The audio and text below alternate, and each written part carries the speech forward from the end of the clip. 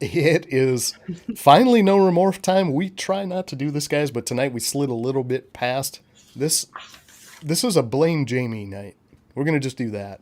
She'll turn red, whatever. I'm gonna pass the blame on to my sister and her fiance for the surprise visit.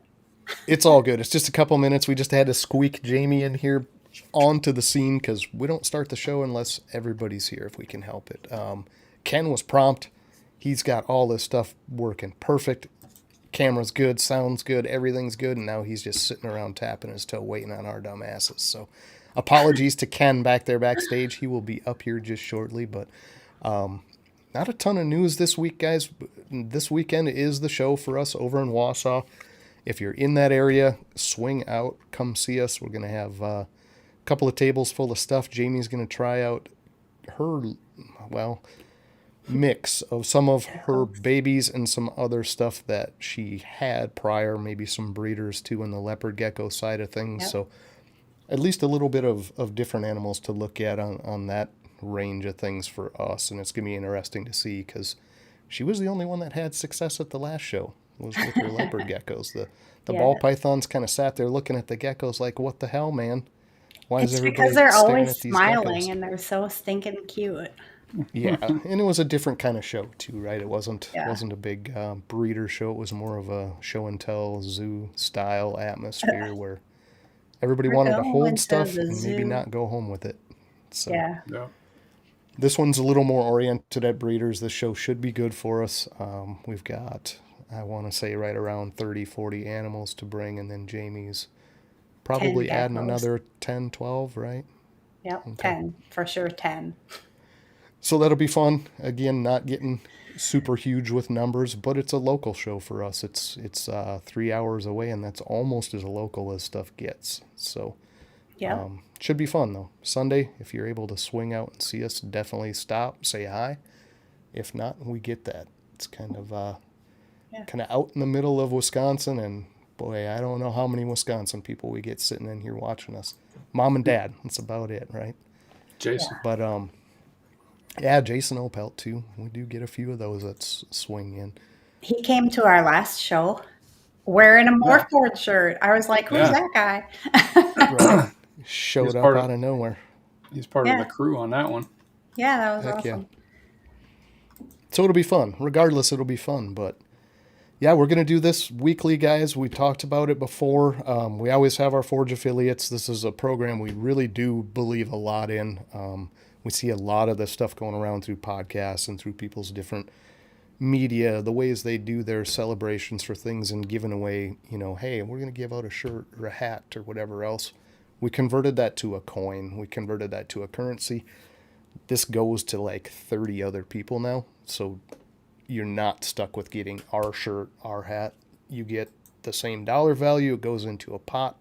You can spend it with 30 other people. So there's got to be somebody in this group.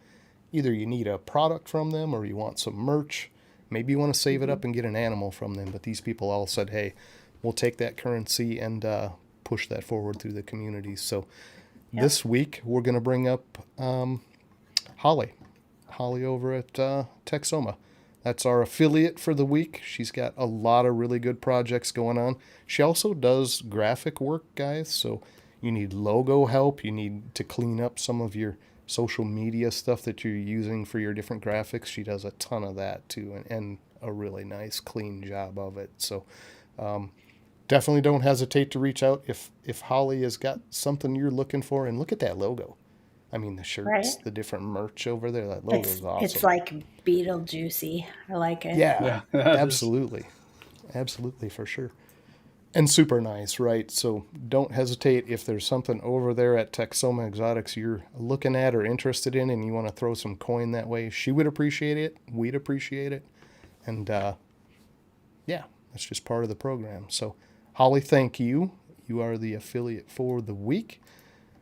And we do have something creeping up this weekend as well, guys. Saturday, if you don't have plans, even if you do have plans, just cancel them, right? Like cancel your plans and plan to be at the Epic Conference because there's tons of different stuff going on. There's like 17 different speakers, different events, different lanes that you can go to for business, for production, all kinds of different arenas that are going to help us all out in the end, right? And the idea. A gecko breeding I'm speaker this year. So I'm going to do all I can to make it to that session. Yeah, Yeah. absolutely. Yeah. Yeah. But instead of me, unknowledgeable as heck, talking about it, let's hear from Craig. Epic is back, bringing you experts in snakes, geckos, frogs, and spiders, and more of your favorite content creators. This exotic pet conference is free, and it's all online. Emily from Snake Discovery will be delivering our keynote address. You won't want to miss this event. Mark your calendars for September 27th at 1 p.m. Eastern. With 17 sessions across 4 tracks, Epic is the largest, most comprehensive event of its kind. Visit epic.live to see the schedule, our guest list, and more details. See you there. Epic is... Round He's too two. fast. He's Yeah, too he quick. is. I can't cut him off before he gets around to that second trip. But yeah, it's a fantastic event, guys, and it's a real hands-on way to, I think, approach a wider audience. I do think that's the purpose of it. I do think that's going to be successful in that. It benefits all of us to support that in any way we can. Absolutely. And it's just going to be a good event regardless. So if you can get out to it, 27th, get over to Epic and do their thing. Who the heck's out there? What are the faces in the crowd tonight, Jamie? Let's say hi. All of our friends are here. Nice. We got Brother Vance. Good to see you, sir. Thanks for swinging out. Vance. Always good to see Blue Zombie. Swing over Saturdays, Thunderdome. Yeah. All I know is it's 4 Central Time. You convert that to whatever time zone you're in. Right? Yeah. Sammy. 4 Central. It's a good On time. Wednesday. Yeah, I still see Zombie up there. Yeah, me For too. whatever reason. On my screen, it says Sammy. It does now. Let's try again. Yep. There we we go. go. It just took a minute to Okay. refresh. Sammy, Mr. 2%, got the Bull Python shirt on tonight. Makes me flush out into all kinds of different weird shades. I don't know if I'm pink, purple, blue, or what color I am. But the pink is definitely noticeable. Duval, Yes. good to see you, sir. Appreciate you swinging out. Here almost every week. Always good to see Mike. Yes. Got Brave Adventures. Brave. Good to see Brave. Working on some kind of a smoothie collab right now, I'm more than Oh, sure. man. Got Connie out there. Good to see Mom in the audience. Always supporting every week. That's awesome. We got Tim, too. He's out there supporting Connie, supporting us, supporting the family. It's all about support around here. We got Dwight the Pie Man. Appreciate the song again, Dwight. Just about every day he's throwing at least 1 or 2 different songs in there, and he's going back to some classic stuff, Yeah. right up to like yesterday's stuff. So appreciate it, Dwight. James B, James the back B. alley artist, and Cookie Main. He's got the Man. hookup for the bakery goods, guys. Yeah, so he does. heck yeah. And there's the local support, Jason Opelt. Probably won't see you in Wausau. Maybe we will. Maybe he'll shock us and show up there with Oh. another Morforged t-shirt on. But He'll good to go see you on a out here as always. 3-hour tour. Right? I think for him that's only about 45 minutes. I could be Oh, wrong. nice. Right. Mitzi, good to see you. We'll attempt to do that. Oh, yeah. I think we got it kind of somewhat. Always good to see Mitzi out there. Huge support. She's everywhere, let's be honest. Yeah, Dickie she- Foster. Good to see you, sir. Appreciate it. I don't know if that's me, John, or could be Misha Morse John out there. I think it's Travis, good to see you, man. TNS Reptiles, appreciate it. It's been a couple weeks now. Keeps popping back in, so must not be getting sick to his stomach when he's watching the show. Big Chris, I feel like okay. Now I'm gonna address something here. Okay. Because I felt really bad and I didn't realize that I did it. But he made a valid point, right? So I was on Thunderdome and I prefaced a compliment to Chris with, I know some people don't like Chris, or I know some people don't get along. I prefaced it and then it felt like a backhanded compliment afterwards. And I didn't even Way to go. realize that I did it that way. But yeah, bad on me. That's a dickhead move. Chris, you're badass and you should know it. And that's how I'm going to start every compliment from now on. So thanks for squaring me around. I can admit when I'm wrong. I didn't even realize it came off that way, but I get what he's saying. So appreciate that, Chris. Keep me on the straight and narrow, sir. Yeah. But good to see Chris out there as always. Val, good to see Val. Hope that resonator is bringing you all the healing and energy the right direction for you, sir. The reports back are everything is good, so appreciate Val for sure. Thomas, good to see you, man. Been a little bit, but I understand that over-the-road hauling life is tough and timing things out, but good to see you in the audience, man. Appreciate it. That is tough, man. Yeah, it's really a tough gig. Will, Python Portal, appreciate you coming out. Thanks for joining us tonight. Ken's got some awesome stuff, so looking forward to it. Mariah, that's definitely Brave's better half. I think he would be more than willing to say that as well. Good to see you, Mariah. Thanks for swinging out. And there's John, Mission Morphs, straight down there in Texas. I thought one of you guys had it on for a minute, but it looks like both sporting Prox tonight, right? Proxima? Very nice people over there as well. Shout them out. Got the US Arc on the sleeve. Nice shirt. Yeah, thank you, Mike. Beautiful shirts. Mine Super does not nice have people. that. No, Yeah. well, not everybody gets that, Jamie. They didn't put it on the size I got, I guess.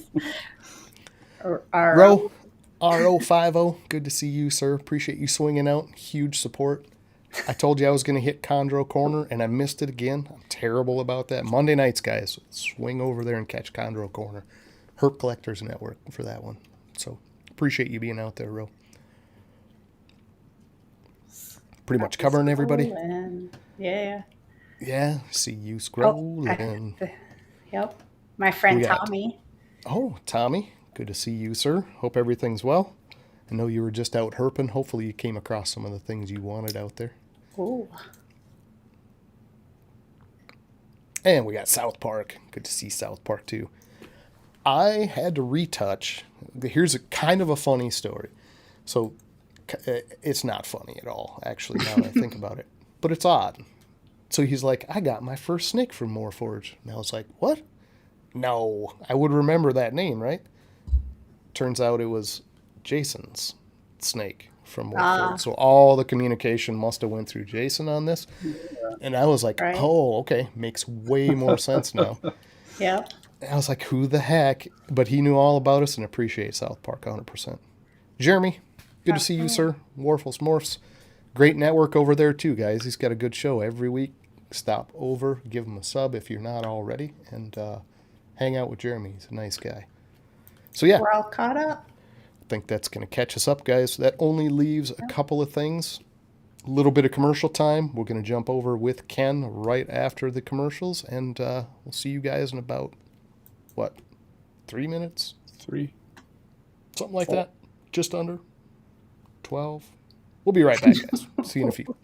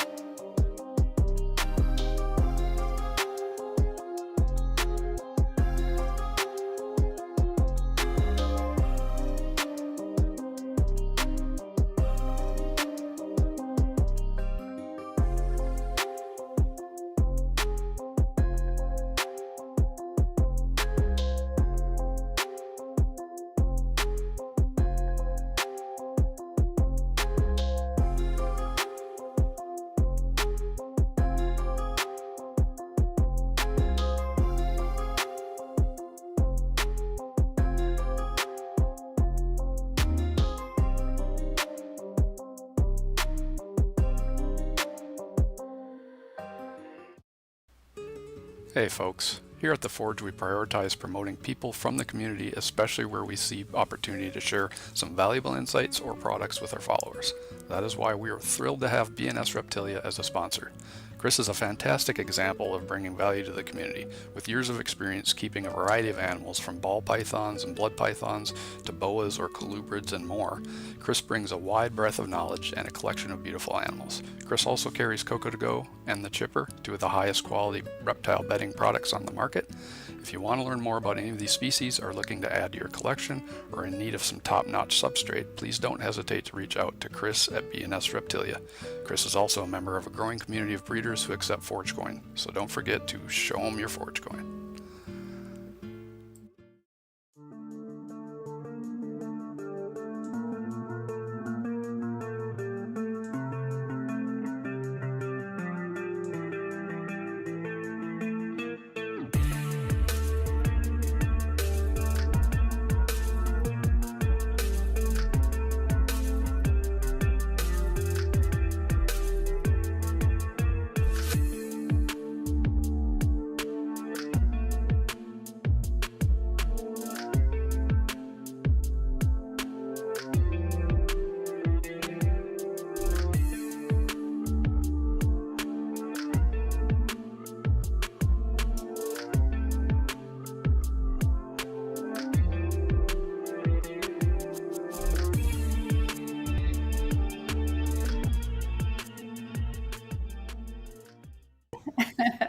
So we are back, and we're due for an update.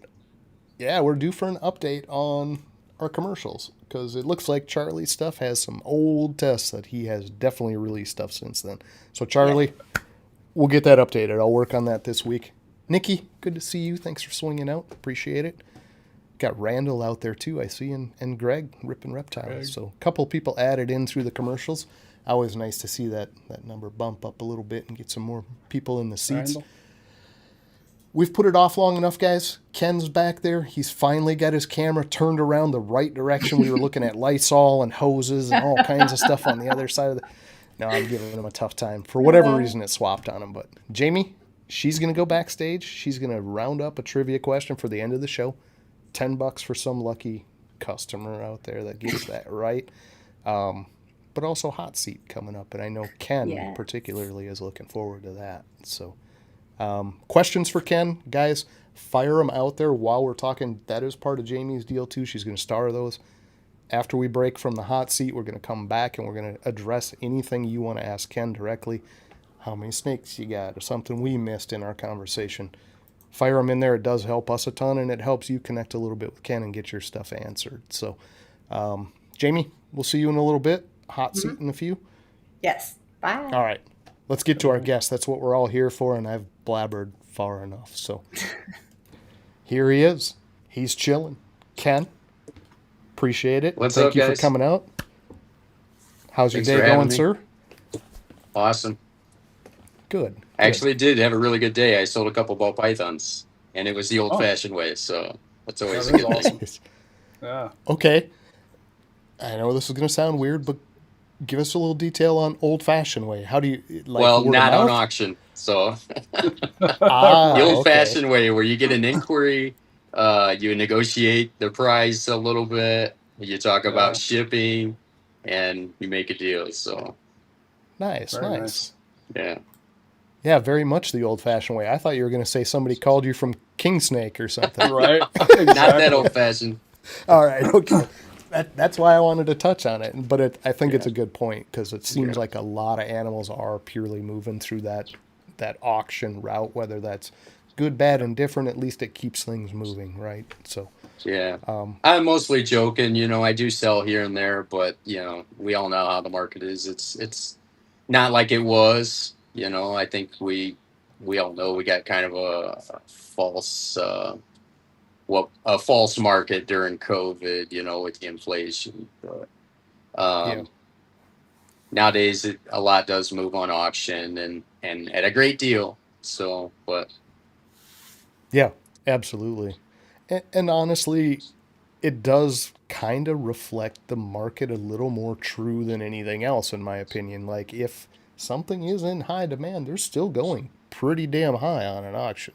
Yeah. I'm seeing yeah. puzzle stuff And I- go for 800, where if you'd have had it listed, it would have been 9. Do you know what I mean? Yeah. So it's a pretty good thermometer, in my opinion. But Yeah, and I think that you know, the right stuff priced correctly does sell also.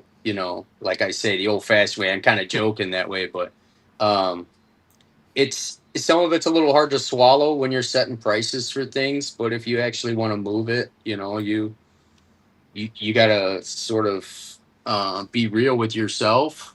Look at what other prices, what things are actually moving at, and price accordingly if you're looking to actually sell the stuff. 100%, man. If you try to price your stuff from 3 years ago and you're sticking to it, you're gonna hold those animals for a long time, unless you got something really special. So Yeah, and then as you were saying, it's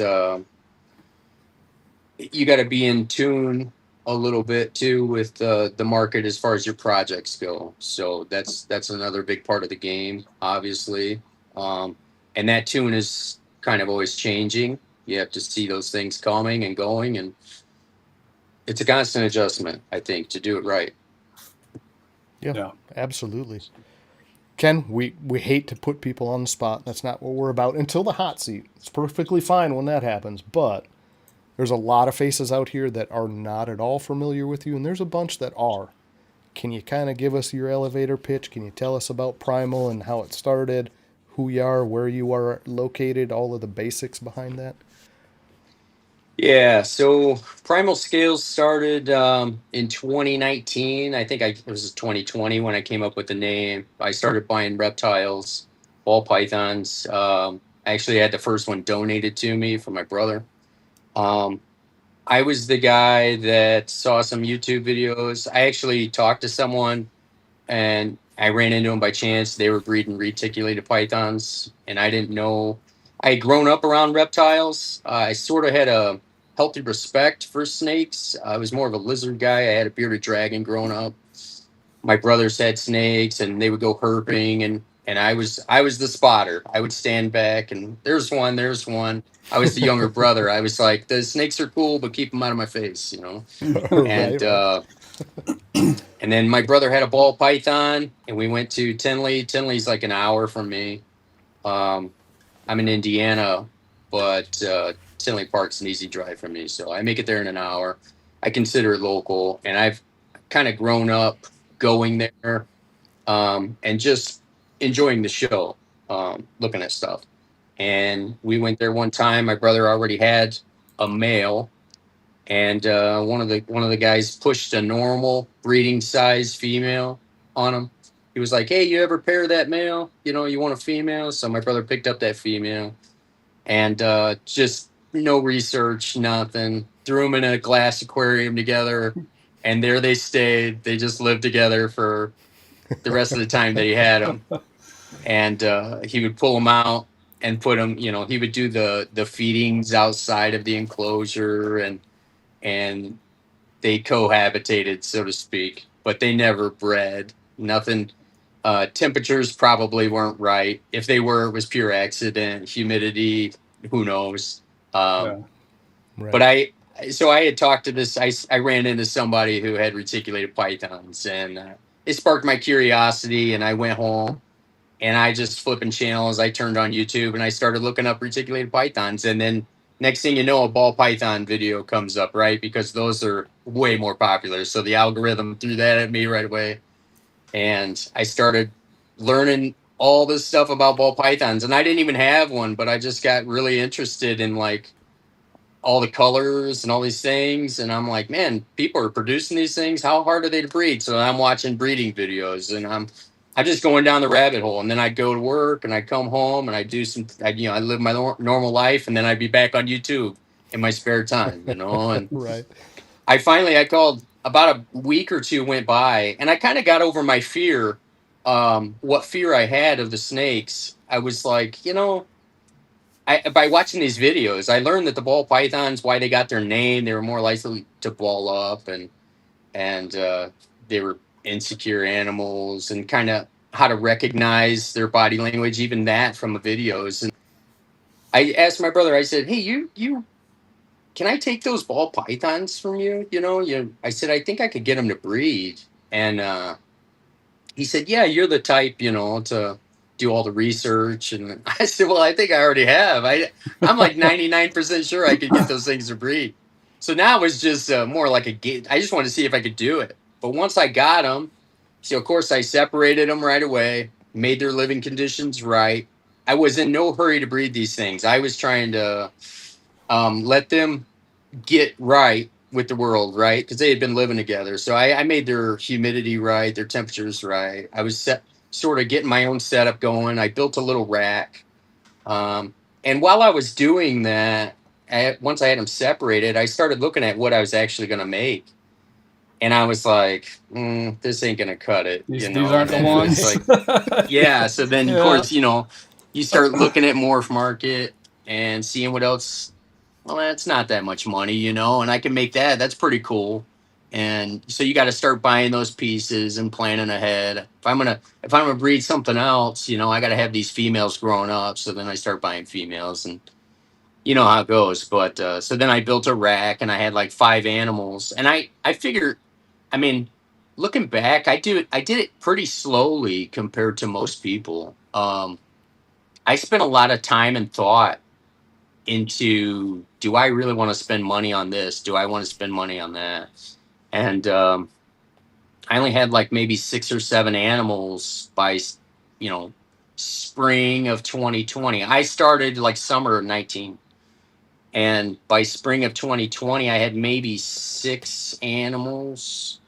So you were, I mean, really well reserved compared to most. I mean, by that time frame, people have got 25. You know what I mean? They just go Yeah, all in. yeah. And I I was also kind of, I don't want to say, oh, well, I'll just say like real with myself. You know, I was thinking about like, okay, I'm going to produce these cool animals, but no one knows who I am. I don't have a name. Am I going to be able to sell these things? Am I going to have animals just stacking up in my house?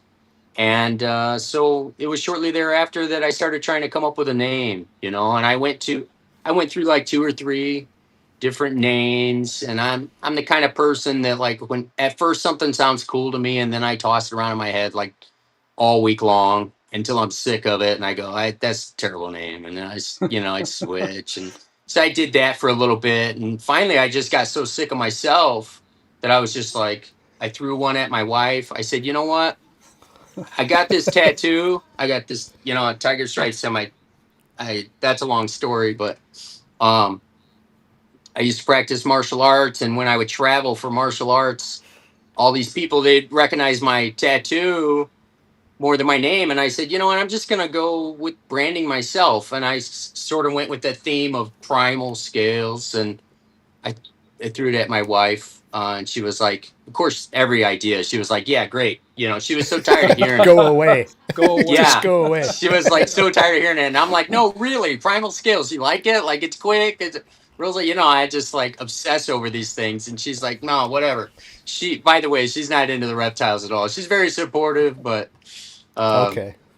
so that's That was how gonna that be the happened. next And line then of I questioning. realized very quickly that I needed a name, a logo, and you know, I could see even in 2020 how the world works, and if you really want to do something, you got to do it online.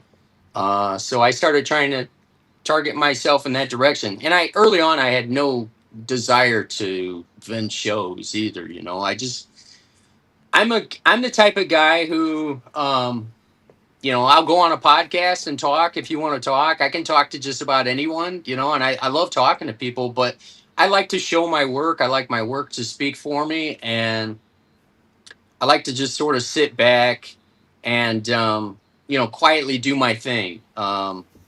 So that's hard to do when you're trying to establish online sales. So I put myself out a little bit at the beginning. And then, of course, you fall off and algorithms punish you. But, yeah, I just try to keep my foot in the online sales, get something going on Morph Market right away, and it's gone pretty well for the most part. Yeah. And I was going to say, I mean, you talk about how little you did, but I will say that you landed on Primal Scales and was, again, I think we started roughly around the same time, 2018, 2019, as far as getting animals and just the interest level kind of growing at that point. but I recall pretty clearly yours was one of the first that stuck out to me. And I don't know if that's logo or if it's, the actual name, whatever it was, maybe again, just the weird happenstance of algorithm like you talked about. But Primal Scales is a great name. I mean, it's simple, it's basic. It really does kind of just stand out for whatever reason, right? And I do think not enough people focus on that part. They'll do something silly on a like hold my balls or you know what I mean? Well, yeah, Some and I can I appreciate the brands that are named after the person themselves. I have a lot of friends that have that sort of it's named after themselves, but I always, just personal preference, I always like the cool names like Mutation Creation or um what was the other one? The guy, he's got a bad name now, but what was he? Daniel. I can't think of his name, but a bad Constriction name Addiction. now. And I was Oh, like, okay. Constriction Oh, Addiction, that's a great name. I always like names like that. It's a little bit of alliteration, right? Or the rhyming. yeah. But I always like creative names like that, and it was always something too. Like when I talk about like wanting to show my work, I always I didn't want to hide myself, but I didn't want my name sort of in front. And it's not, I've heard what other people say, like, if you're proud of yourself, put your name on the brand or whatever. It wasn't for that reason. It's just, I guess it was my sort of social awkwardness. Gotcha. Yeah, and that's not showing through in any stretch of the imagination. But you did jump over something we're going to talk about, whether you want to or not, the tattoo story. You're Yeah. like, it's a long story. We don't need. Yeah, No, yeah. we're going to talk about the tattoo. What's going on with the arm tattoo? Well, so I always like tattoos. A lot of it's just an appreciation for tattoos and artwork. And by my mid 20s, I had trained martial arts for a number of years, and I always liked the tribal stuff. For a long time I didn't get a tattoo because I couldn't figure out what I wanted, like everybody else, and but the tribal stuff had been done, and I was like, yeah, I want something unique, and then for some reason this just popped in my head one day, and I was like, I'm gonna get. I think I'm gonna get like tiger stripes, but like it'll be black and white, like tribal. But I'm not. I don't want it. I wanted it like texture, so that it Yeah. looked, It looks sort of like a grown in tiger. and Yeah. whatnot, Yeah. And it's not something I mean, like some days I don't feel like the tiger that I used to be, but you know what I mean. I'm getting pretty old now, but it's who I Right. am Yeah. now. So. Yeah. The tiger definitely fades, but the tattoo's hanging in there. So Yeah, you're it's good. it's a nice reminder of how hard I used to train, and and I used to sort of have a life. I still do in a lot of ways, but like I used to be sort of like a modern monk. I didn't drink, or I was very big on nutrition and working out. Still a part of my life, but not like it was in my 20s. So it's a nice reminder of who I used to be in a way, I guess. Sure. Yeah. Makes sense. Yeah, and you've already got some comments from the audience. They're like, "Hey, looks great," and it is unique. You don't see someone Yeah. stick with such a, I don't want to say simple or basic, but just to envelop the whole sleeve in one pattern like that. You just don't see it. It's Yeah, always and that was jumbled another in. thing, and I don't mean to hurt anybody else's feelings or whatever they have is fine, but I never wanted like small tattoos. Yeah, I wanted like a piece. And so, when I first got it, I didn't have I still don't have any other tattoos. It's the only one, but people were like, you really want that on your forearm? You're not going to be able to fit in certain spots. And I was like, I don't need to fit in, bro. That's kind of, it's kind of part of Beautiful. the idea. Perfect. Dan, good to see you, man. Thanks for swinging out. Yeah. So what did you? I guess I'm gonna word this maybe a little weird. What caught your eye initially, and then what did you decide on for a project, and was that the same thing? Like when you decided I'm gonna breed these, I'm gonna make this. Was it the same thing that caught your eye, or did you look more market wise? No, it's what caught my eye. So first, of course, and then the money's always attractive, but anybody's lying who says otherwise. But there's a part of me that's definitely in both. Early on, like, so my first male was like a lemon blast, pinstripe, inchy pastel, right? And I had Nice. this Okay. normal female, and I started looking at what I could make, and I liked pinstripe. You know, I was like, well, I can make some unique kind of looking animals. And then I started looking. I found some banana stuff, and I started looking. I started thinking about my next animal, and of course, you know, who doesn't like banana when it's first starting, right? Right. So I bought a banana female, and I was thinking like, well, I'll make a pinstripe animal, and then I'll put it to that banana. Um, and then let's see. I had a conversation with a friend, and he was like, not into reptiles at all. He was asking me what I was doing, and he said, you know, what are you doing with these reptiles? And I told him, and he's like, so, you know, it sounds like a lot of work. And I'm like, yeah, but I enjoy it. You know, it's pretty cool. It's like an art project. All the, you know, you tell him all the stuff, and he goes, so you're gonna produce these animals, and then if you sell them, like, what are they worth?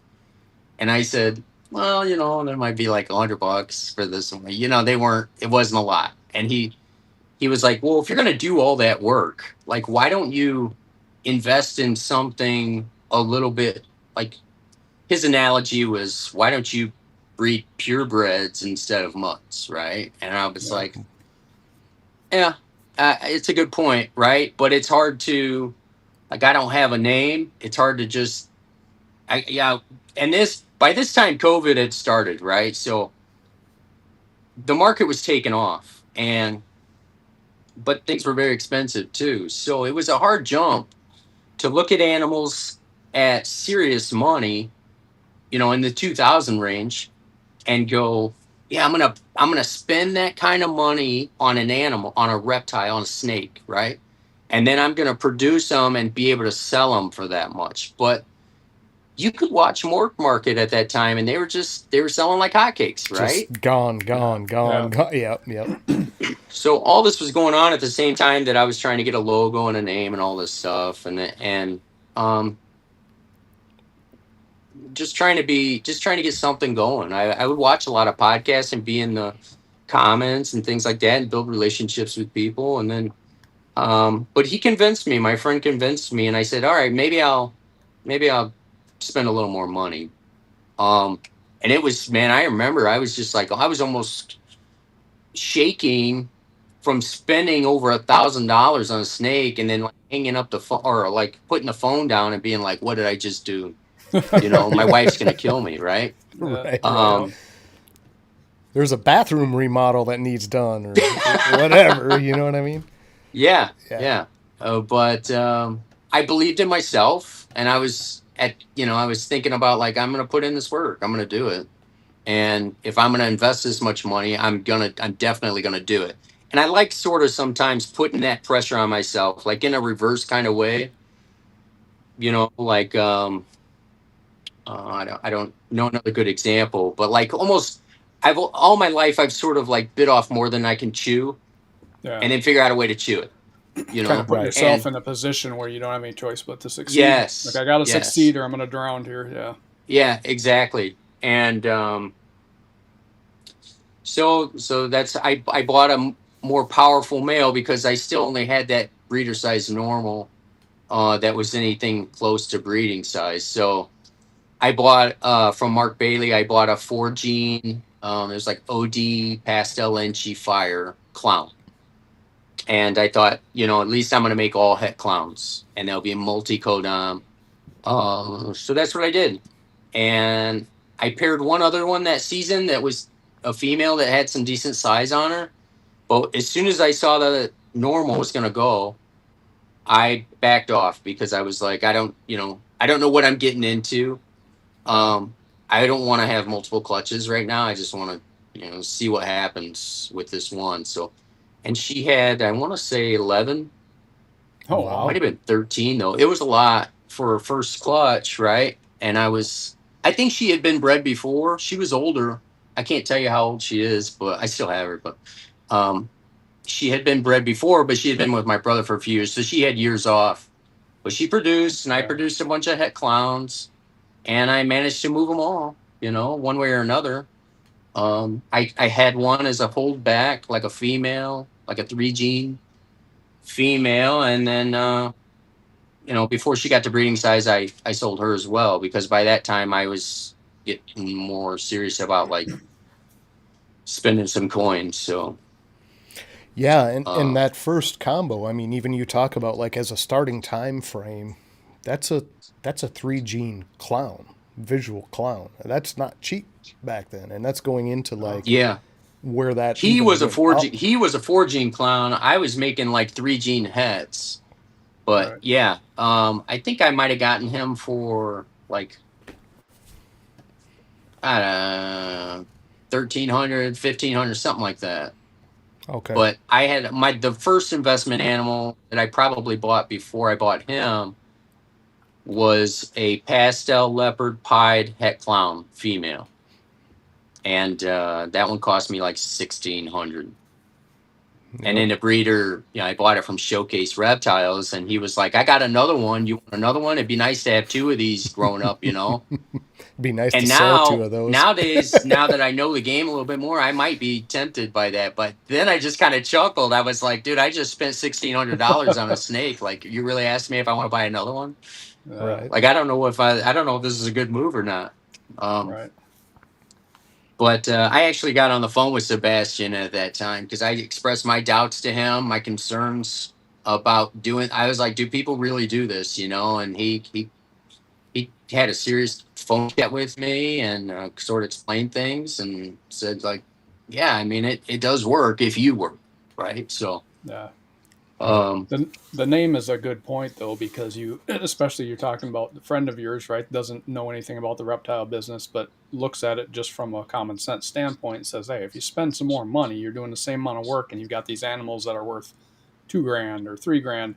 The problem is they don't understand that your market changes, and you're not yeah, selling to some kid who wants a ball python or some yeah, family that's getting their first snake. You're selling to breeders who are going to look at it and go, "That's cool, but who the hell is this guy?" Right? yeah. And And so, then so you're this sitting guy over stuck. here's got it too, and I know who he is, and I'll go buy it. Exactly. Yeah, it makes it tough, man. Starting out is It tough. does, it does. But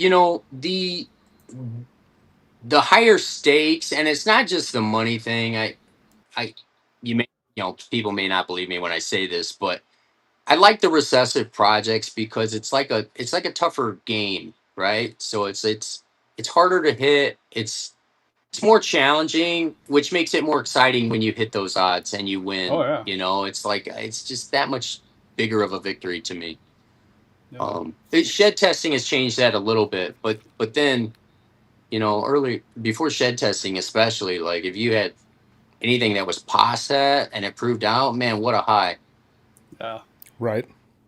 Well, and the other side of that too is like I know that people have a hard time buying that. Hey, you're not just looking at market; you're looking at what you're going to make. But to me, that project that I wanted to make to begin with, I'm still working on. Like I didn't Yeah, care what it was. I didn't even know what yeah, it's going to look like, but I want to make it because I have this vision of what it will look like. Right. yeah, So it's that curiosity side that's driving it more than market. Like, how can there be a market for something you don't know is even decent looking in the end? You really Yeah. yeah, don't know. By the time you get to that end combo, Could be a does total it waste look of like time. mud? Does it look, you know what I Right. mean? But that's the fun side of it to us. And yes, you want to be able to do that and propagate your yearly output and be able to bring it back in and feed your animals and keep it going. But it was never about like I want to have 3 extra cars and a boat and a yeah. side No, house. It never was that aspect in my mind at least. So I get that yeah, part and of it it. was never about. I never had this false thing that I was gonna get rich off of this, and you quickly realize how much work it is if you didn't realize, going in. But that same friend was, we were in. He lives down by Daytona, so I went down to the Daytona show like 3 or 4 years ago, and we were looking at DG clowns for $10,000 on the table. Especially at like Jeremy at Fireball. He's got numerous DG clowns at that time, and they were Yeah. like $10,000. And my buddy was like, "Are those really selling at $10,000?" I'm like, "Yeah, dude, they're selling." Yep. And he was considering getting in because he was so drawn to the money side of it. And I was like, do not do this. No, This is not for you, bro. You don't like reptiles. If you're looking to get into the money, like, do not do this. Yeah. Right. And I'm glad I Absolutely told him wrong that reason. because he didn't. And then he would have been sick when DG Clowns dropped to like $2,000 a year later. Right. Right. You'd have been blaming me. So So yeah, can we talk about, because I really don't have a good feel for, especially people that start on the same time frame as us, like where people are sitting for your collection. Size of your collection, projected clutches, like do you have set numbers in your mind or do you kind of just go by what you need? How does that part of your setup work? so this was supposed to be my biggest season. It kind of fell flat for whatever reason, and we can talk about that later. But I guess it was my biggest season. I think I had 11 clutches last year. I think I had 12 I had 12 this year. Okay. But I expected to have like 20. Yeah. So I breed for what I want, for what I like. I have a lot of, I have under 100 animals. They're keepers. I have maybe somewhere 75. Probably about a dozen males out of that 75. Okay. So half of those are still growing, half of those are able to breed. But I'm currently trying to move a lot of females out too. It's come to that point in my collection where I have stuff that just doesn't make sense for me anymore. Yeah. Yep. I started my first, so I told you the first female, I wanted to make clown pieds was the first thing that really attracted me. When I came in, pieds and clowns seemed like just the natural thing to go after because I was attracted to pieds. Clowns were, at the peak. If they're not now, they were then. And mixing the two, it wasn't as common as it is now. Let's put it that way. So I wanted to hit clown pieds. So I bought some ingredients to hit those and spent some money on it. And my first season, I had 5 eggs and hit 1.2 visual clown pieds. Nice. And I tried to sell them. And like we talked about, nobody knew who I was. So, I showed them off. They were beautiful, healthy animals, but they were hard for me to sell. So I just took it for what it was and I held them back, and they bred for me this year, those 2 females. And it's funny because that's one of the ones I sold today was actually one of those females. So she produced a great clutch for me. And that was her first clutch. I hatched her in 22 and she gave me 7 eggs. Yeah. No, she gave me 8 eggs this past season, and they're quad heads. So I used her to make, the next step. I have a lot of DG Clown Pied stuff. All of my stuff is moving in that direction, and hypo in there too. So I don't need her anymore. Let's just put it that way. She's a great animal, but yeah. Anyway, so that's where I started, and sort of pushing past that project now into Desert Ghost, other things that I appreciate that I didn't as much then, like Desert Ghost and Hypo, things that age better.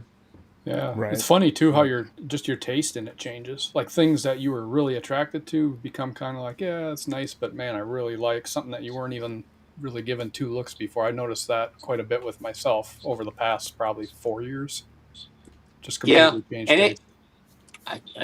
not to sound like a humble brag, but once I produced clown pies, I'm not the type of guy who wants to keep producing the same thing. So like I don't want to do repeat pairings if I've already made what I was after, and I'm looking for the next thing. And so I've punched out quite a few clown pies, and I'm kind of clown pie wealthy over here. And so it's just I need to move on. I'm a little bit past that now. That's all. Sure. Yeah. And that's part of the shift too, right? So like that would have been a spot for somebody to sit in 2019 and sell 40 clown pies. Now you're going to sell 2. Do you know what I mean? And that market shift kind of does a little bit determine like your pairings, because as much as we don't want to make the same animal, if 40 of them are selling, we're going to keep repairing that. Yeah. And anybody that tells you otherwise is I haven't crazy, experienced that right? yet, but So, yeah, but that's kind of that weird shift that we were able to see, right? Like we come in and we see this happening. We're like, okay, these are all clown pies, and they're on the listing for 2 days. They're all gone. Well, we need to make clown pies because then we could work on our, project, the one we really want to make on the side, and be fine. Just making clown, but you'd repair that over and over. But that runs out of steam, right? So, talk about like where your direction goes now. Like what are you seeing in the market, and how do you feel like your niche is gonna make sense in 2 years, say? Like what do you feel like the direction for you personally? It's different for everyone, but so now I feel like I've changed a lot and sort of matured in a lot of ways as a breeder. I'm less distracted now than I was before with what everybody else is doing. I don't have any puzzle in my collection. I think puzzle's great, but I used to for a while, and I had a puzzle for a minute, and then I was like, I don't need another project, and I got out of it. But I'm not I'm the one person who won't talk bad about any project. But I think that um I used to be working on something, and I would see something, I see a Justin video, or I'd see something else, and I'd go, "Oh, I like that better." And I would try to switch lanes, right? And I'm I'm kind of over that now. And so now I'm sort of doing what I feel is the natural progression of things. I've been blessed with all these clown pies. I'm leveraging them towards, like I say, things that age better with hypo involved, DG. Um, and then it just allows me to pivot easier too. If I want to have less pied or less clown, I can easily there's so many multiple paths, right? Those quad animals are hard to make. Everybody gets that. But if you've got them all in there, right, you have so many options and so much more use out of your holdbacks and a particular animal if it's got, all these ingredients in it. So that's where I'm at now. I still have a few, animals that are targeted just toward making like nice clowns. And I have a few animals that I just invested in for show animals, right?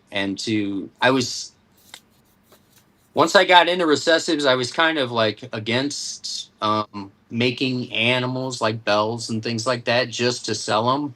But now that I do more shows, and especially, you can stand at a Tenley and watch 100 people go by, and 10 of them stop to ask you, where do I get an all white ball python, or do you have any bananas?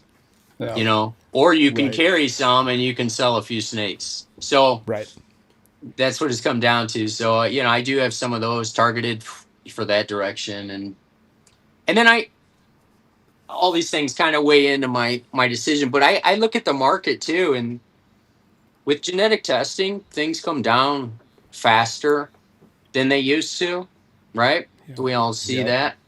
So I've also sat back and thought, like, what's got the best bottom line, right? If all these projects end up at not, so to speak, the bottom of the market, what has got the best bottom line? Are they going to be willing to pay a few $100s for a nice looking pie or a nice looking banana or a nice looking clown pie? So, I do have, or a dreamsicle, right? Yeah. some of that stuff, they're less popular, and because they're less popular with the breeders, the price is not so like Yeah. the market's not so saturated, right? So I they was gonna hold say, better. yeah, difference in popular with breeder and popular Right. on the table, and I think we're Yeah. seeing that shift, right? Like, Some of that stuff holds a better bottom line at the show. You know, I could sell Yeah. dreamsicles all day for $500. oh, they're gorgeous animal. Like, Yeah. yeah, And some people don't mind spending $500 on a nice pet, right? So Yep. you know, I'm not saying dreamsicles are there yet. Some of them are, actually. I've seen them go for less, actually, but you know, it's and then as far as vending shows is concerned, or selling snakes in general, it's just the right buyer at the right time, right? Do you have what that person is looking for? And some of it is luck. You yeah. know, I mean, Yeah. yes, absolutely. Timing, right guy walking by your table before the other guy or after with the right pricing. There's a lot of crap shoot going on out there. It you know, is.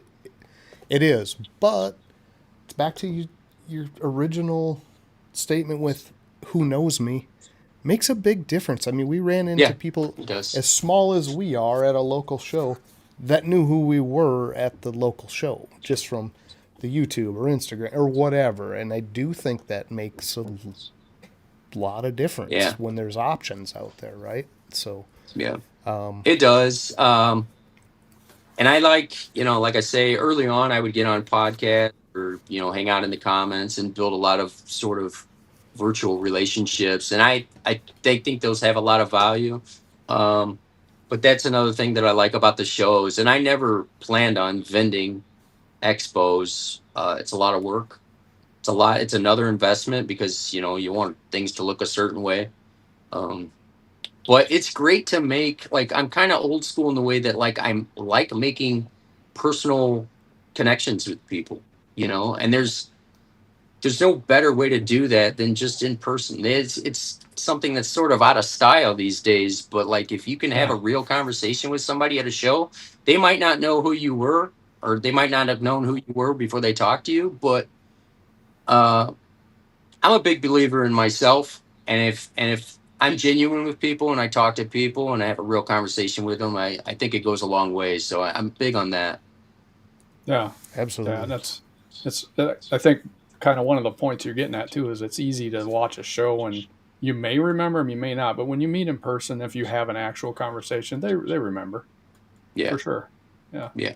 Something that lasts a little bit longer. And the funny thing with the mix that you're talking about too, with the snakes, if you're going to a show and you're talking about people walking up looking for the white snakes or people that are looking for specific things for pets, but just the eye catching, even people that may not even be looking. So the one show that John was talking about earlier was more of a almost like a petting zoo kind of show, more than we're going there to buy stuff. We just want to see things and experience it. And we saw it like at our table, specifically the stuff that everybody queued into the same animals over and over and over. We had a bunch of animals, and it was these 5 or 6 animals that everybody was just queuing into immediately. So you want to have some of that. And they weren't, I don't think any of those were high dollar animals, were they? I don't remember. No, and it's funny because of the even the distance and range. Like you would Yeah. see them see it, and it was like a straight line to that animal. Like it Yeah. literally, the term eye catching was absolutely appropriate. Like you couldn't explain it a different way. Like just a glance and they'd spot it and they'd beeline over just to see what it was. Not that they were going to buy it but there's something to be said for that quality in an animal where if that had 12 genes and didn't have that, they could care less. They're Exactly. walking by a $50,000 Yeah. snake and going, Yeah. I don't like it. Do you know what I mean? Yeah, and we as breeders, we get so used to seeing these things every day Yeah. that our taste is so, I said, different from, Yes. you know, from the people who are seeing these 100%. things from the first time. Like, I mean, Yep. Absolutely. pieds and bananas, those are amazing looking animals. Like, if you really step back and go, I Yeah. can't believe that snake is yellow and purple, you know? Yeah. Right. Yep. But you know, we get so used to that we're looking for these more complicated things, and sometimes that's not, you know, the general public doesn't get it. Yeah, you Yep. got to really know your audience or know, what the clientele of each show is to really maximize that, because you can walk into a show that's nothing but breeders, and if you're bringing all the pet level snakes, man, nobody's going to care. You're never going to get a second look. You may actually Yeah, sell some that's big true. money snakes there, but Right. not Well, speaking of not knowing everything. your audience, let's flip it around. Let's get the audience to know Ken. Yeah. Ken, we're going to know if you prefer hot dogs or hamburgers in about 2 Oh seconds man, here. Are you ready? I hope I'm ready. All right. It's hot seat time, man. It's going to allow Let's do we're it. just going to let it go. Jamie, Ken, good luck, both of you. We'll see you on the other side of this, but All right. it's hot seat time, guys. I ain't going to delay it anymore. We hit that hour mark, and that's when we throw it on. So best of luck. Keep that water close. Hopefully, Here I we make go, it back. guys. Hey, yo, you'll be fine. You'll be fine. It's time to play the game. It's time to play the game. Ha ha ha. Let's go. Hello. Welcome to my hot. Hello. Are you ready? I'm ready. There's a little bit of an echo. Uh-oh. Is it on my end? Yeah, and mine. Shoot. I don't know how to fix it. Okay. It might be on my side. Is that better? Yes. Okay. Good deal. All right. Let's get started before we get an echo back. All right. All right. Would you rather lose your keys or your phone for an entire day? Oh man, my keys. Losing City your phone's life. like losing your life. I know. Isn't that weird? Like, You can't I get don't anything done know. without that thing. I don't know how old you are, but I remember times like before cell phones, and it's so crazy to me how reliant we are on our phones Oh, these I know. days. I've Crazy. had this conversation a lot, but how you Yeah. meet somebody at an airport, how you pick them up, you had to call them Yeah. from the house before you left. Right? It's so crazy. And now, like, just walking from one room in your house to another room, you grab your phone, grab your phone, grab your phone. It's so crazy. Yeah. Yeah. Anyhow, city life or country quiet? Ooh, country quiet.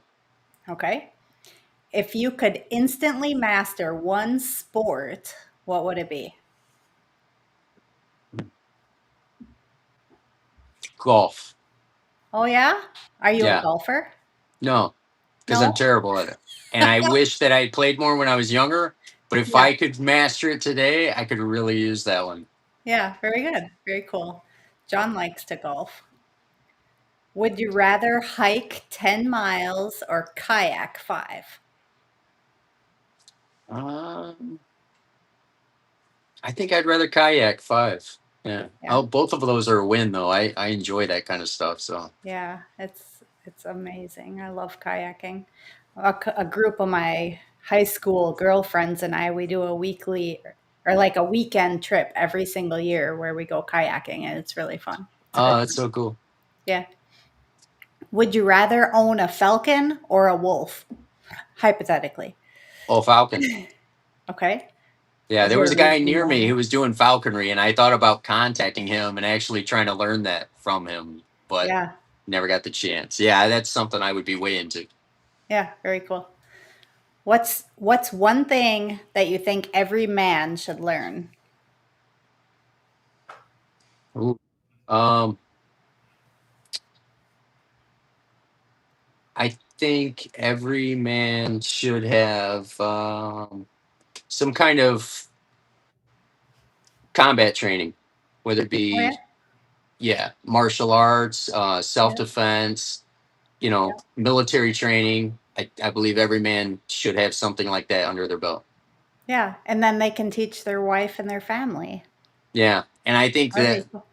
with that teaching, I think we'd be a healthier society. I think we wouldn't have Yeah, crazy people as much. for sure. I agree. What is your go-to midnight snack? Chips and salsa. Yes. Oh yeah. Like Tostitos. Do you like the Oh lime yeah. flavored Yeah. ones? They're so good. Yes. What's your karaoke song, even if you can't sing? Karaoke song. Um, Nothing But a G Thing by Dr. Dre and Snoop Dogg. Yeah. Yeah, that one always It's gets so a good awesome. reaction. Yeah. I know every word of that one, and I actually sang karaoke at a wedding. That's a story for another time, but Like yeah, after the hot seat. No, I'm just kidding. yeah. That's funny. I love it. Manual labor or mental grind? Oh, uh, I appreciate both parts of that for with what I do, but I enjoy good manual labor. Yeah. Keeps you in shape too. Yeah, Yeah. Would you rather wrestle a gator or race a cheetah? wrestle a gator. Because Yeah, you know you're not going to beat the cheetah. yeah. Well, not only that, but I'd like to see how I do against a gator. Oh man, You know, I'd as be long as his terrified. mouth is taped shut. Right. I was gonna say I don't think I would ever hop in the water with a gator, but I could race a cheetah because I know he'd be so far ahead of me that I'd be safe. Yeah. That's funny. Describe your dream car. Engine, sound, exhaust, etc. Um, I'm really not a car person. So as long as it No. gets me from point A to point B and it's functional, I'm into Right. trucks because I can Okay. haul stuff and get the job done with them. So, Yep. Very good. Very good. What's your favorite conspiracy theory? Just for fun. oh man,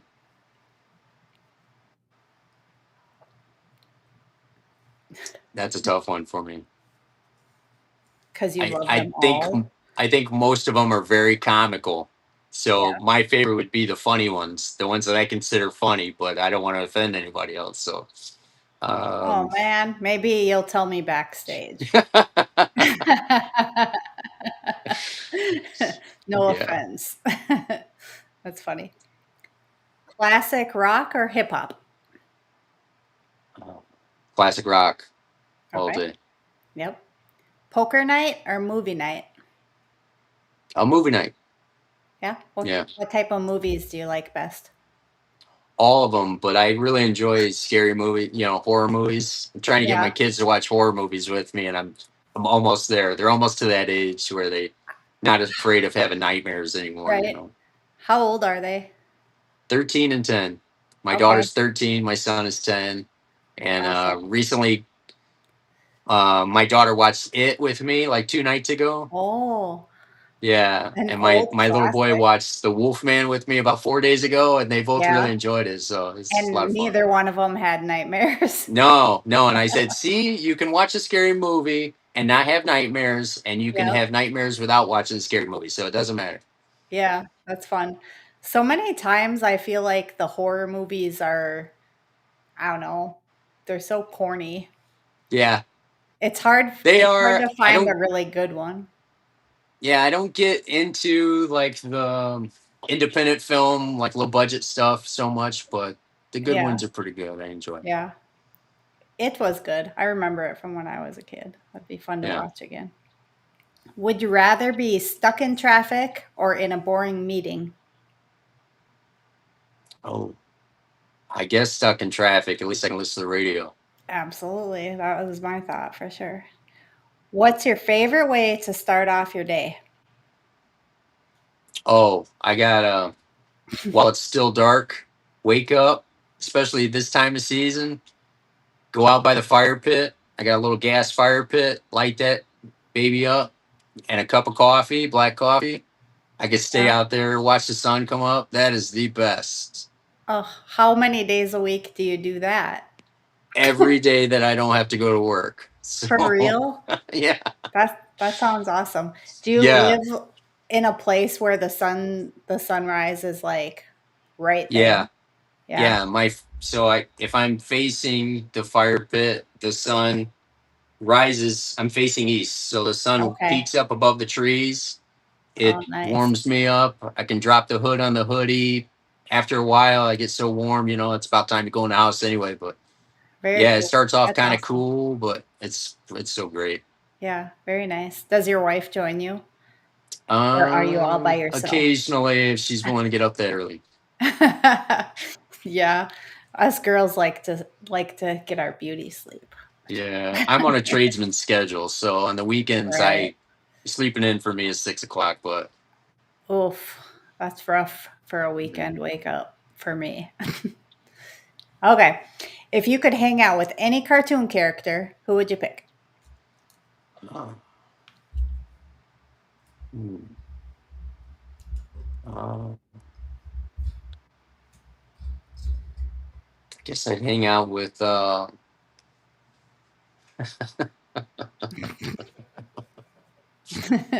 Try to think of a good answer here. I need to know who's Superman. making you laugh in your head. Superman? Superman. Yeah. What was the one that you didn't say out loud because it made you laugh?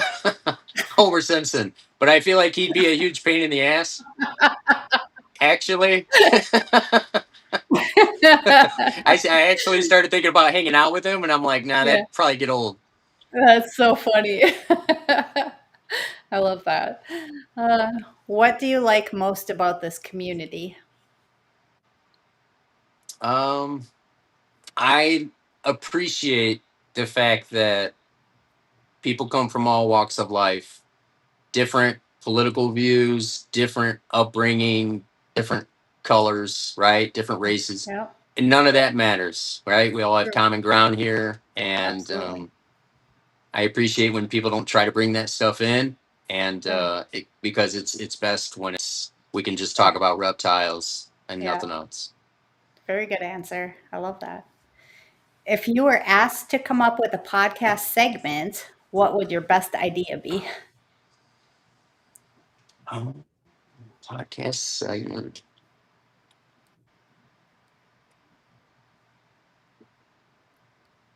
Hmm.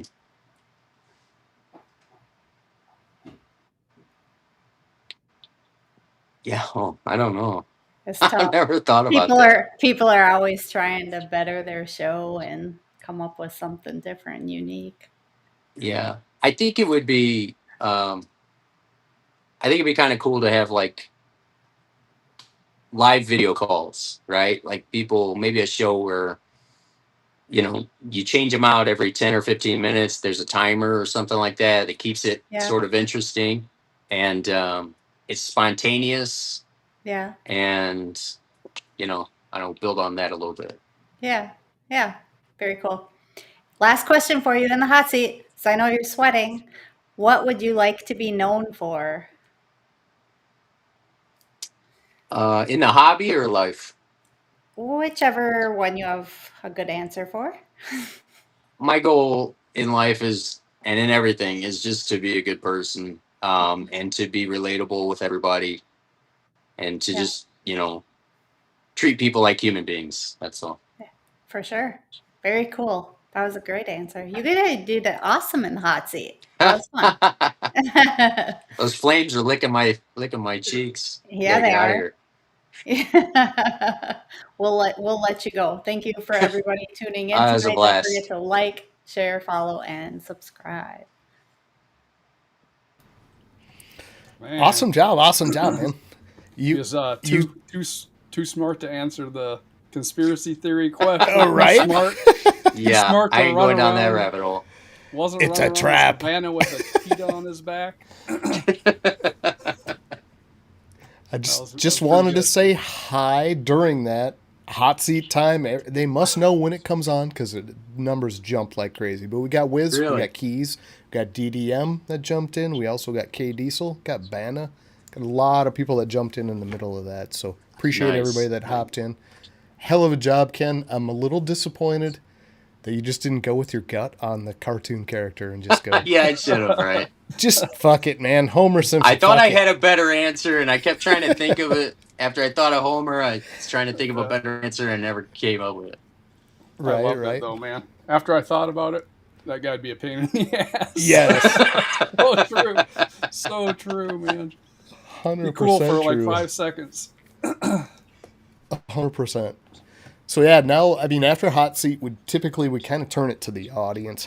Hot seat. We don't want to call it that, but questions from them. Jamie, were you able to star stuff through there? Were people typing things in they want to know directly from Ken?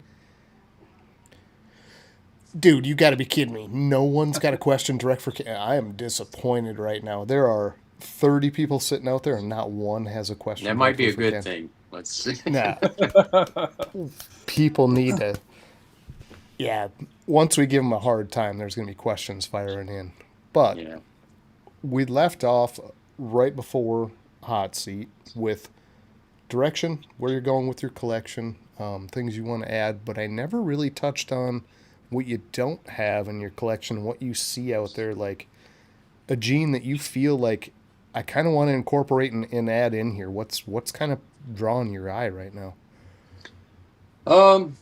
So I'm in a place now where I feel like I could just work for a long time, cross animals and produce, and that I don't need to buy a lot. I feel like I've kind of got a lot that I could work with for a long time, but I still look at acid animals. I don't have any acid. Okay. That's one. That's a codom that's I wouldn't mind adding at some point, as long as I know for sure that it's a good eater. Right, we hear that more so on confusion, I think, though, right? Or maybe I'm wrong on Yeah, that, but so that's kind of what I've heard too. And Yeah. I've inquired on animals before. I've just never pulled the trigger. It's hard to find the right one, and like I say, I feel like I've got so much already. I'm like, man, I could just work with what I got. I don't need to spend money. Yeah. sure. But that's one. Another one. I liked a lot of the new stuff. The Cosmos is crazy looking. Very. What's that yeah. other one? It's like Malice. Malice is fantastic. Yep. Yeah, Tornado, obviously, but I'm not getting any of that soon. So No, right. right. that's the stuff that's really, really cool. But Well, Val over at White Feather. there you go. I don't know if you're familiar with Val over there, but what's your most anticipated clutch this year? Or has it dropped already and you're just waiting for it to hatch?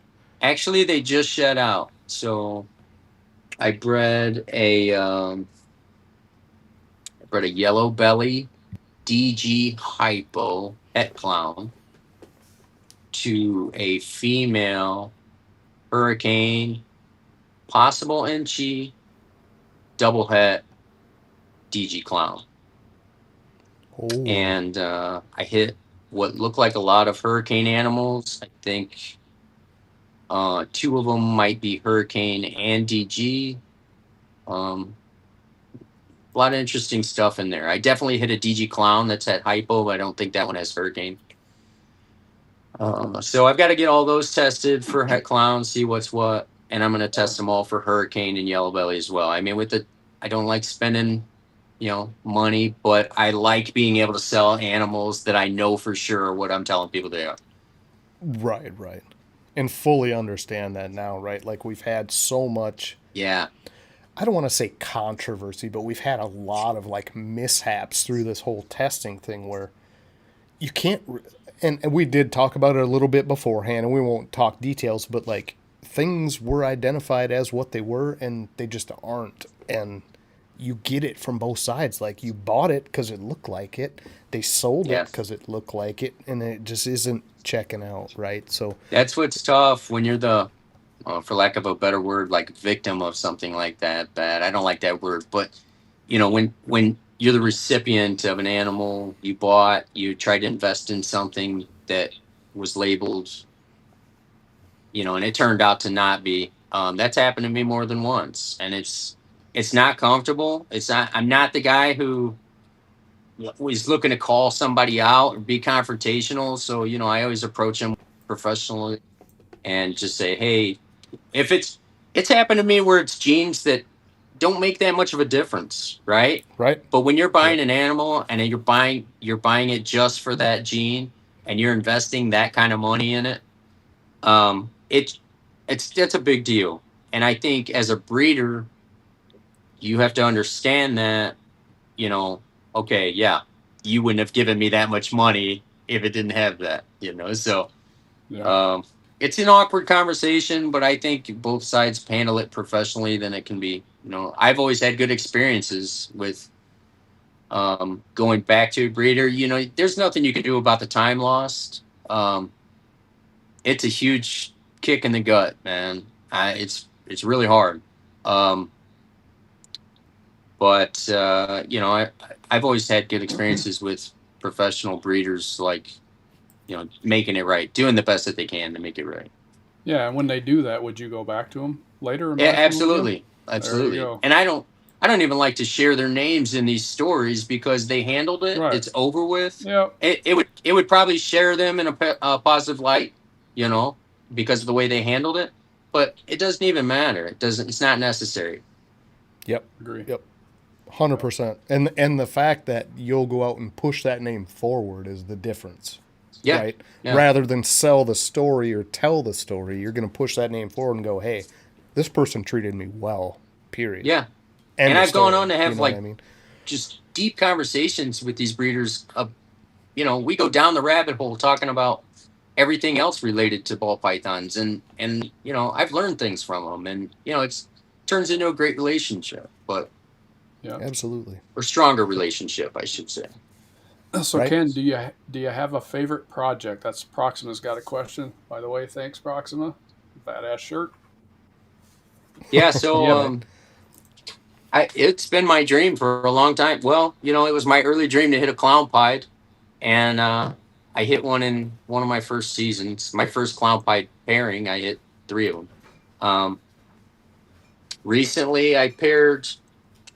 So I had a female, and I spent some money on her at the time, but she's OD, DG, Krypton, het pied, and That's I first paired to her a clown, double het, DG pied, and my goal was to just try to make DG clown pied. If I had OD, then even better.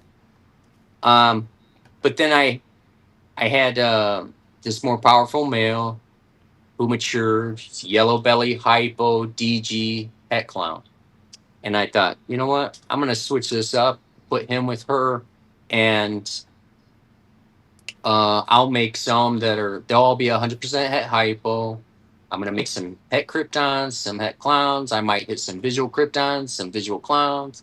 They'll be pos het pied. All will be visual DG. Plus, I've got yellow belly and OD in there, right? I was like, Yep. This is the way to go. Great Well, pairing. Yeah. it ended up being a split clutch. Oh no. And the two animals I got from that first male was a DG clown pied on pretty long odds, right? Yeah. Especially when you consider 1 out of 10 eggs, right. Yeah. right? Right. Yeah. Well, 2 out of 10 eggs, because I think he sired the other one is a clown. Well, he had to have sired. That's what it was. He had to have sired it because it wasn't visual DG. Were you It's a doing this visual shit clown. before That's it. Were you doing this shit? Dude, I was blown away, and that was the first one that pipped. I was Ah, like, a DG clown pie. That's got to be a DG because I don't have pastel or anything else in this. I don't have Right. fire enough. In the egg, sometimes it's hard to tell, but it was bright Yeah. yellow, and I was like, that's DG clown pie. And I hadn't seen the head yet. So I hadn't seen the head stamp. So I didn't know if it was clown or Krypton or anything like that. But yeah. right. Right. So Wow. that one came out of it. And then I also hit like some banger DG clown, het hypo stuff, or and some nice animals in there. So that was definitely the highlight of my year, that clutch there. So the one male took 2 eggs, and one of the 2 eggs was everything he could throw, basically. Exactly. Yeah. Wow. Okay. That's Yeah. nuts, man. Dude, we And, need some of those horseshoes sent Right. this way. Do you, Yeah. you And know? then from the other male, the best thing I hit in there was a female yellow belly DG clown het hypo, and she proved not to be het pied. But if she had been het pied too, it would have been Right. pretty phenomenal. But Nice. she's a banger. She's nice looking. Yeah, so you got a lot of stuff coming. Val's like, heck yeah. That's the kind of odds Val hits. So he's Yeah. cheering Yeah, right. over there. Yeah. Everybody else is like, fuck you, dude. I got screwed on that deal. Yeah. You know? But I All had a in lot good of fun. I had a lot of flat spots this season too, and just I have a Trojan het DG girl that I bred to that same powerhouse male, and I ended up with like 7 eggs. 5 of them were unfertile, like no veins. One of them went bad, something like this, and I can't remember. I'd have to look back, but I ended up with 2 animals. None of them Trojan, none of them visual DG. I just got 2 female, double het DG hypos, normals. Yeah. That happens. Get smashed on those. Yeah. We put a banana het clown with a clown, other things going on because we're wanting banana clowns. We got 1 clown and 1 banana, nothing else out of an 8 egg clutch. 1 clown, not banana, and 1 banana. Yeah. Nothing else in that. I'm like, how? It's a visual clown to a banana het clown. How does that even happen? And it just does, right? Like over and over. That's the part people should hear more, I think, than the success stories on Instagram. Just so they come in with the right frame of mind. Yeah. So, they're not so emotionally damaged when they start cutting eggs. And they're Right. just going like, come on, this shouldn't happen, right? But Yeah. it does. So You definitely got to be a glass half full kind of person to make it through those, Yeah. you focus on your victories because the losses are coming too, but you got to. right. That was this season for me. I hit everything late last year. All the girls laid really late in the season, and so I didn't even bother checking. Right, I didn't go in there and scan anybody or nothing. And when I finally did, I'm like, oh, nice, we're at 13 or 14. And then I check a month later, we're at 11. It's like I They're literally going missed. down. They were Yeah, already at 18 or 20. You know what I mean? Oh, man. It's like, how did we miss it? Yeah, But right, literally way missed too early probably to look. Yeah, 75% of them missed on. Yeah. So it just is what it is. And Yeah. like you said, you got to be glass half full. It's a good year for everybody to take a little break. So, something we never touched on. Well, I don't know if you necessarily brought it up, but like people you were able to make contact with, reach out to, mentors, if you want to call it that. Who are those people in your early stages of this? I mean, you kind of talk about being a little bit lone-minded in it, going in and seeing and researching and watching videos. Yeah. Were there guys out there that were able to be that resource or mentor that were close to you in the early ages? Well, so quick story. One of the first investment animals I bought was from Canova, Justin Kabilka at that time, right? Wasn't going by Canova, but I bought a yellow belly dreamsicle female. So once I pulled the trigger on that first investment animal, you know how it is. It becomes a lot easier. Yeah. So I bought this yellow belly dreamsicle, and I was supposed to pick her up at March 10th, 2020, right? It got canceled because of COVID. So Justin reached out and he was like, hey, a bunch of us are having dinner and you want to just, we can meet up and I'll give you your animal. We're all in Tinley Park anyway. And, and I was like, oh my gosh, this guy's like all over YouTube. This guy's the name in the hobby. Like he's inviting me to dinner, right? I thought it was like a big deal. Well, turns out like he was handing animals to all kinds of people. Why? So I sat down at this dinner, and it's that part where you all circle the table and nobody knows where everybody's sitting. And I was like, well, I'm just gonna shoot my shot. I'm not gonna. I just sit straight I'm gonna across from sit this right guy. next to Justin. Yeah. Yeah. And I felt like I got a couple looks, but I really didn't care. I was like, I'm sitting here, and what's anybody gonna do about it? It's kind of like my attitude. Well, They hadn't Abe, seen your tiger tattoo yet, so I think I was wearing long sleeves that night, but they could probably feel the aura. Let's just put it there. So, Jason Abraham was there from Abe's Exotic Reptiles. I don't know if any of you guys know him, but oh yeah, Abe's yep, kind of yep. quiet, but he does amazing work, has amazing animals, amazing collection. And Abe was right there, and Abe's from the north side of Chicago. And yeah, so I'm sitting next to Abe, and I sat there pretty quietly. I was trying to think of cool questions to ask, but I mostly just listened. I just um, but I hit it off with Abe. He was a real nice guy, and we became friends pretty quick. And so, I'm not like close to Justin at all. He might not even know my name to this day, but you know what I'm saying? Like Jason and I hit it off. That was a pretty strong relationship early on, and then that helped me build sort of that Chicago community a little bit. And I wouldn't say like that Jason's been like a real mentor, but I reach out to all of my peers at any given time to just get their opinion on things, or hey, how do you do this, how do you do that? And I started building a community from there, like my own sort of circle. Sure. Right.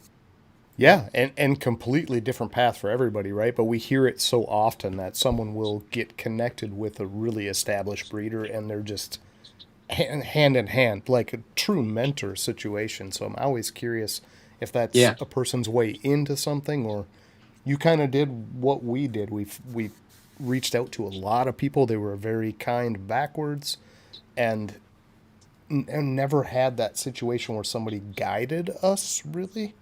Our curiosity did that. The things we looked into did that. But knew at any moment if we had a question for any of that group, could ask it openly without any recourse,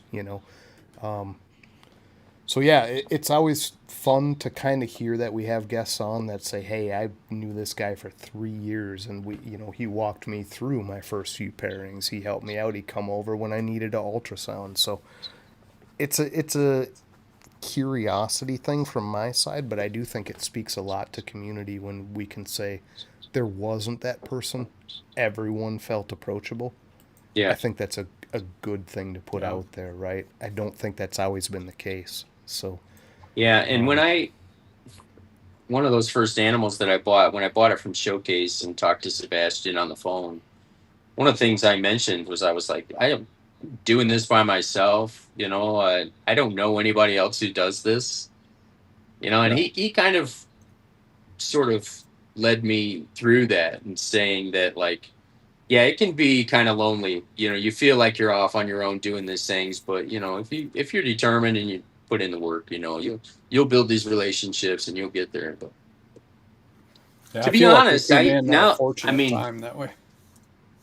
It sometimes sounds rude, but it's just precautious side of me. I like having my, a lot of the people I know are a little bit further away. I don't like for everybody I know to know where I live. I kind of consider what these animals are like a live jewelry store, and there's some value here to the right person. And so, I don't know. I don't know that it's a bad thing not having an immediate community all the time, in your immediate area. Yeah. Well, we definitely don't. See. We're out in the middle of nowhere, so we're gonna have to fight Sasquatch's ass to get to our place. Right. How far are you guys from? Like, you don't go to Tinley Park, do you? No, that's have not been across yet. The state. Yeah, that's like a 6.5, 7 hour drive for us. Okay. I wondered how far into Wisconsin you were. Yeah. We're over closer to the Twin Cities area. Gotcha. Minnesota. Yeah. Yep. So plans going forward, what do you think you're going to do? Are you going to keep your same level of production? Are you going to increase? Are you going to drop?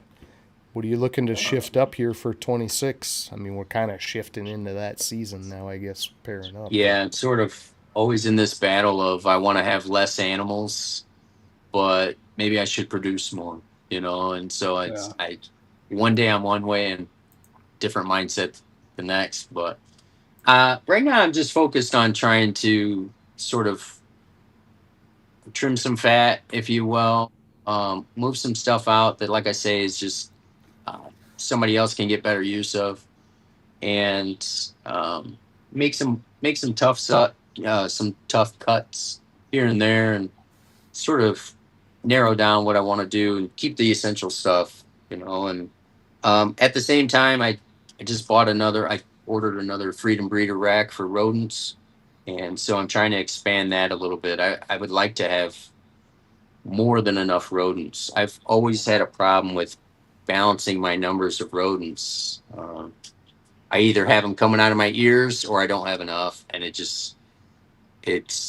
can, I have the hardest time mastering that. So I'm just going to breed more. I'm just going to breed like crazy. And then I'll figure out what to do with all of them. feed live. I do, and mostly ASF. I do have some rat colonies, and I try to keep everything taking rat at least, occasionally. So Yeah. So do you ever struggle going back to, you were saying, making some tough cuts? And I think about this because we're doing the same thing. I mean, you're it's not that you outgrow an animal necessarily. It's that maybe your direction goes away from it. Now it's just kind of there.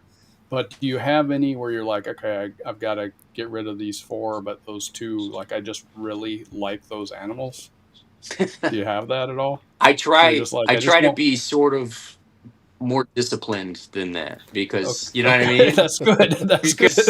It's tough because though. it's easy. It's easy to be that way, and I don't blame anybody who has trouble with that. But I have that. I still have that original normal. She does nothing but take up space. I just, my brother gave her to me. It's not like he's dead and gone, and I have this to remember my brother by. It's not like that. But it's like, that was the original snake, and I don't know what to do with her. I don't want to sell her, or give her away, or I don't know. She's just here. So there's that. But the other ones, there's been a couple that I've really struggled with, and I'd be like, I just have to sort of pull myself out of the situation and go, no, that one's for sale. It's tough, man. And then when you talk about, well, you got the normal, and it's like, even if you do sell, it's like, well, I'm really not going to get a lot out of this. So it makes it even more of a struggle. If it was going to, and I know I'm never going to breed her. Yeah, exactly. You would have to have something just outrageously powerful to even want to, produce with her. Well, it's hard to make that evaluation too, because it's like, oh man, it's either broken heart or $5. So what do I do here? Exactly. At some point, do you know what I mean? It's like, I think I'm gonna go with the broken heart. I'm gonna just hang on to that animal, Well, and I say, I don't know how old she is exactly, but she's gotten to the point where she barely eats, to be honest. She's huge. Yeah. But I think her metabolism is so slow that she's not interested most of the time. So, there's times where I just like, you still in here? You know what I mean? That sounds terrible, but it's like, it's like I almost forget to check on her from time to time, and I open her up. She's just laying in there chilling. She hasn't gone to the bathroom. She hasn't shed. She just, It gives you a good idea on that age, man, when they get to that point. But you gotta be getting up there, right? Yeah, exactly. So best way for people to contact you, Ken, and probably not the way I did when I saw one of your posts and I went, wait a second, we're in that project, and I just reached out. I didn't know who you were, but I wasn't shy about it. I'm like, we're in that, and there weren't hardly anyone in that, and we won't even touch on that, but it was a pretty blunt way to reach out. Is it best through Instagram? Is it best through Morph Market? How would you prefer people seek you out if they're looking to get a snake from you or info from you? Well, I would prefer that if you're trying to get in touch with me, you go on Morph Market and click buy now. And then it's a direct line. You'll get my attention right away. Right. Yeah. Instant reply. Yep. Yes. Drop your address, your shipping info, and click buy now, and we'll have a conversation. No. Perfect. Just Instagram is probably the best way. Yeah. Okay. projects coming up? You got any plans to do more YouTube work, get some videos out there? Any growth in the social media side coming up for you? Nah, man, I've been trying to post every day on Instagram again. I took a break over I guess it was over the summer, but man, that algorithm's kicking my ass right now. It just won't let up, man. I've been pretty consistent for a while, and I'm like, come on, man, 20 views, 20 people have seen this reel. This is a pretty nice animal, Right. Whatever. Yeah, but No, it's just trying to be consistent with that all the time, and YouTube. I don't think I'm done with YouTube. I just every once in a while I think like I could try to get that going again, but it's just not for me. well, at least come back to one of our shows. Come back and be on a Oh panel yeah, with us where we get a Yeah, bunch of yeah. guys together and just shoot the shit for a show. Oh, for sure, for sure. I enjoy shooting the shit. Perfect. Okay. So Definitely. we can, Jamie, mark that down. Yeah, yeah. That's the episode you don't call me back for. Yeah, Oh, wait a second. Not Now we doing- got I'll be to a run good that back. wallflower. Not doing. I'll a just sit back and conspiracy- shake my head and laugh. Yeah. We have to run that back. So what was that, Jamie? Because no one can hear you backstage. I said, even if it's conspiracy theory. Right. And that will be an episode coming up. So we're going to count you in for that one, Ken. You're going to have to divulge what you He's think like- sounds so silly. And Yeah. everyone else can yell at you for that whole episode. Yeah, like I say, if people want to see me sit in the corner and laugh at everything that's said, it's pretty much my approach to everything. Gotcha. All good. Shout outs. We're going to leave you that too. Shout out anybody that's been amazing to you, guys that people should go check out, friends in the industry that you think are underrated, things like that. This is your opportunity to say, hey man, go look at this guy. Or More don't. forward. Maybe it's No, I'm just maybe it's a kidding. thumbs down for someone. You could rat on people too if you want, I guess. Oh yeah, that's how I want to end the show with some drama. That'll increase your views, right? Right. Once word spreads, everybody could be coming back to watch. Holy shit, Ken called him out live. Yep. Suddenly, I'm the most watched episode. Right? No, man, I don't.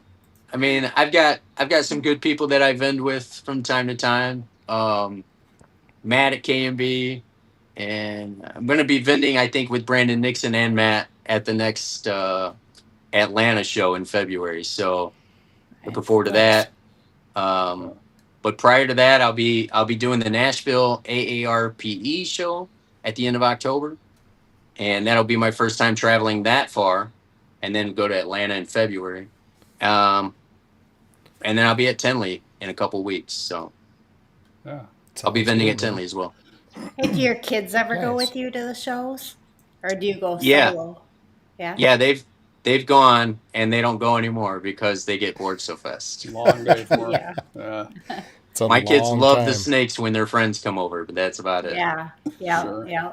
Something cool. Yeah. Yeah. Nice.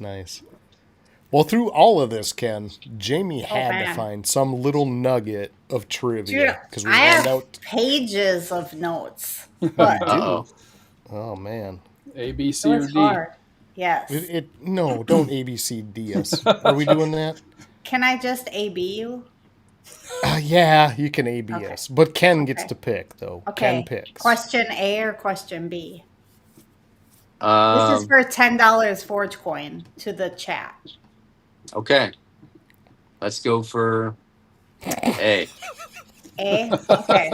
Ken's like, why am I picking? Right? He's like, I don't want to do this Okay. at all. 7. This is A. Ken had a visual pied clown clutch. What was the ratio of clown pieds that he got? That's a good one. Oh man, somebody gets this. They were really paying attention. I think I Yeah. know though. It was think I it do was too. said out loud twice. Yeah. Yes. Yeah, So that's a tough one. Somebody's earning that $10. Can you put it back up? Dan got it Oh, immediately. got it all right. Wait, no, that's not right. Is it? It's not the No, we're ratio. looking for. Yeah, we Oh, need the a ratio. Okay, okay. Three okay. doesn't help anybody. Wait a second. Okay, put that in racial form, por favor. Por favor. Are Here you we go. inferring that Dan is Latino? What's going on here? Man. That's correct. Por favor. Yeah. He did get 3 of them. And yes, Dwight the Pie Man. Dwight Is the that Pie correct? Man. We should ask Ken. He knows, right? That's 1.2 is correct. All right, Perfect. Dwight, congratulations. Oh, man. That was a mess. From 3 to 54 and a quarter 50. somebody had in there. 56. 56. Like, what is that? That's like what you cut a rafter. If I'm going to cut a rafter length, it's 56 and a quarter. Anyway. So, yeah, get a brand new person on. I think that's brand new, right? I don't think Dwight has Forge Coin yet, but I think he's got $10 in his pocket now. He to does. throw- He has $10 Nice. currently, so now he has 20. Okay, Nice. perfect. I got to Now know I what can B get a shirt. question was, though. Okay, Yeah. that's All fun. right. Well, wait a second. Well, what? We're going to give 10 extra coins since the guest Oh. put us under the goddamn fire. Man, just spending Yep. our money. Throwing I didn't away mean our it like money. that. You didn't have to seek out an answer. I just wanted to hear the question. B, No, we're going to do it. how many clutches will Ken have this season? No, it's a trick question. Season's not over. He doesn't even In know. Spanish. Well, he stated a number at one point. Your answer has to be in Por favor. Spanish. Yeah. I wouldn't know the answer. Look, this is the winner. This is the number I wrote down, anyhow. Doce. Correct. Does that okay? Very All nice. right. Good job, Nice, Mitzi. Mitzi. Damn, Mitzi's working at it too. So, am I putting Mitzi on for 10? Yep. Congrats. Yeah, if the guest for some reason throws us under the bus for a second question, Let's keep it gotta going. give- She said she had C and D. Let's keep it going. Mitzi, you have $50. You need to spend your Forge coin with somebody. yes, Mitzi, go buy some shit. God damn, you got 30 people to pick from, she's- Mitzi. She's Go saving find a up, hat. Look at her. She's throwing up money. man. But no, fun show, man. Ken, thank you again, sir. Hang out for a little bit. We're going to talk to you after the show here. We're going to just run the closing stuff. Guys, appreciate everybody that swung out tonight and hung out with us. Congrats to both winners. We threw away $20. Well, then throw away. We threw it into the community. $20 tonight. Threw away. Yeah, well, threw out $20. Out is a better word than away. Well, it's away to someone. Away from us to someone else. We are Whatever. gifting $20 to our fellow community friends. Right. So, we're in the middle of the week. This is where this lands every time we talk about it, guys. We're at the hump. We're going towards the weekend. You only got 2 days left to get to that precious weekend, right? So, everybody, hang in there. Appreciate it. Everybody on the East Coast, thank you for hanging out so late. West Coast, screw you guys. It's only like 7 out there or something. I Right. wish I had a couple extra hours, but Me we're going to get the heck out of here. Come join us next week. We had one of the guys in the audience coming out, Jeremy from Warful Morphs. It's going to be fun with Jeremy, man. Jeremy's a kick. He's a trip. Yeah. And one of our first snakes came from Jeremy on a weird live giveaway over there. So we're going to revisit that too. Ken, hang out. Thank you again, sir. Appreciate it. Much love, man, for you sitting down with us tonight. I know everybody's got a busy schedule, and that's not always easy to do. So much appreciated. I appreciate Everyone you else having out me. there? I had a blast.